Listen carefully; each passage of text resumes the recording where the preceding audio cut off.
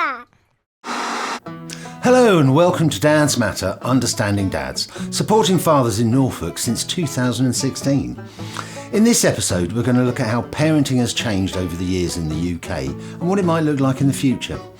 Because parenting is not a set of well-established rules. Like society, it's constantly evolving. What was seen as good parenting 100 years ago could get you arrested today. Let's go back in time. Not that far.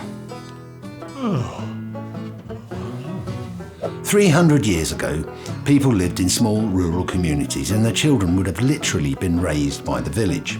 Dads would have been central to that community.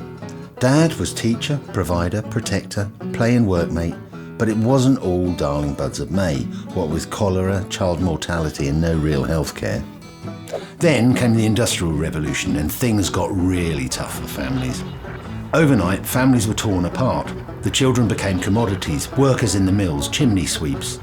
Not until 1839, with the Elementary Educational Act, did working children get time off to go to school. And this wasn't received well by families who needed the income. It took another 30 years for it to become normal for children to be educated. Dads were in the factories or away fighting in World War I and then World War II, so mums had to look after the children, their households and work.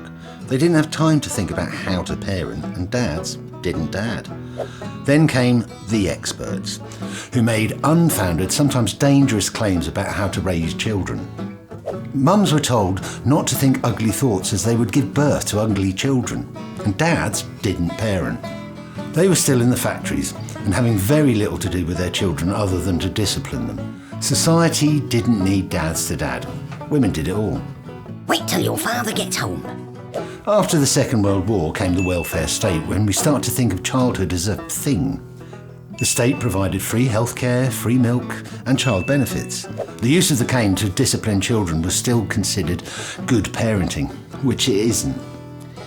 But things did start to get better. In the 1960s, wages started to rise, meaning that some mums could stay at home and look after their children, and families could get by on one wage.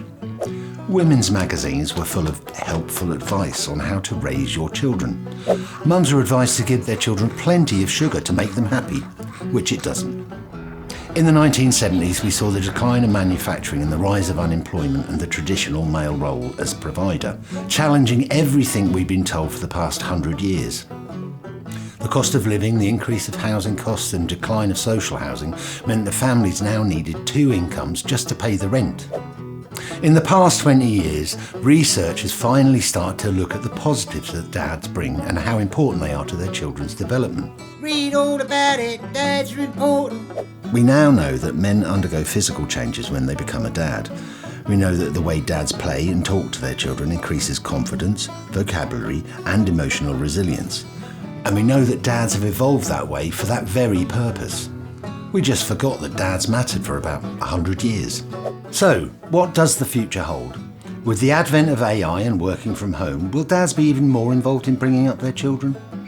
I'm sure some of the things that we take for granted now in 20 years' time will seem a little bit odd, but I hope dads will still be dadding, because we know now that dad really does matter. But Dad, when are we going to get there? We've been going for light years. We're nearly there. Thanks for listening.